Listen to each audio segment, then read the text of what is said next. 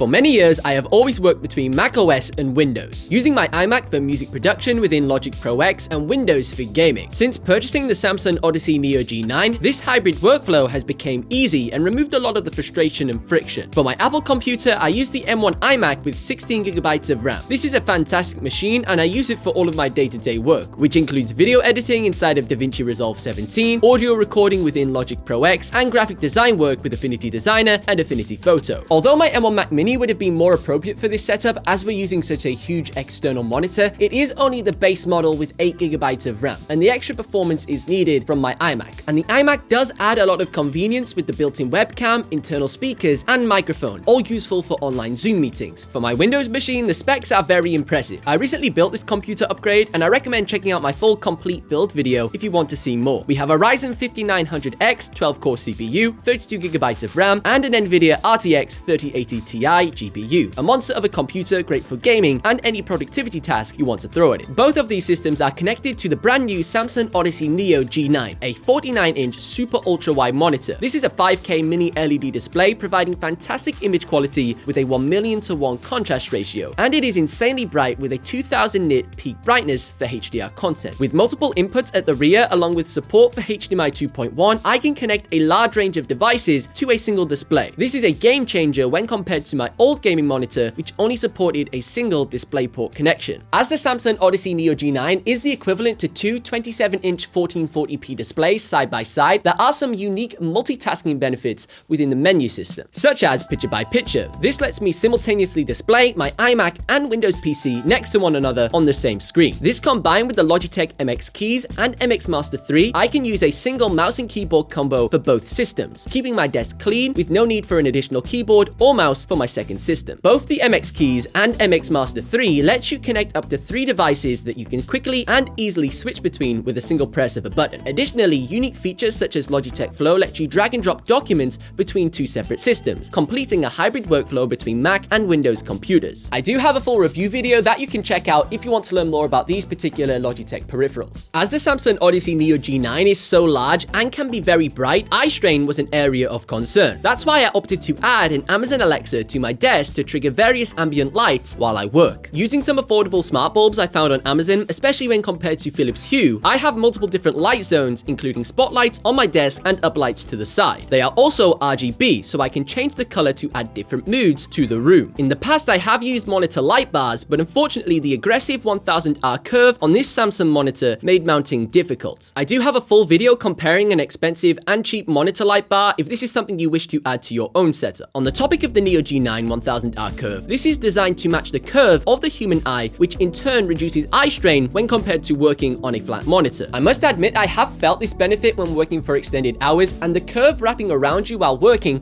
does create a great sense of focus on the task at hand. As this particular Samsung monitor doesn't have any internal speakers, for my audio I use the Yamaha HS5 studio monitors, which are hooked up directly to my iMac via my old Native Instruments Komplete 6 audio interface. My current headphones are the beyerdynamic DT770 Pros. I use these across both systems, but I primarily have them connected to my Windows PC for gaming, as they are very accurate for hearing footsteps in competitive games. On the rare occasion I am playing competitive, I do switch out my mouse and keyboard for the Logitech G9 15 and Logitech Wireless Pro for that extra level of performance in first-person shooters, but 95% of the time I am using the MX Keys and MX3. If you want to see my full review of the Samsung Odyssey Neo G9 and all of its crazy features, make sure you check out this video over here and also subscribe to the channel for more videos just like this every single week.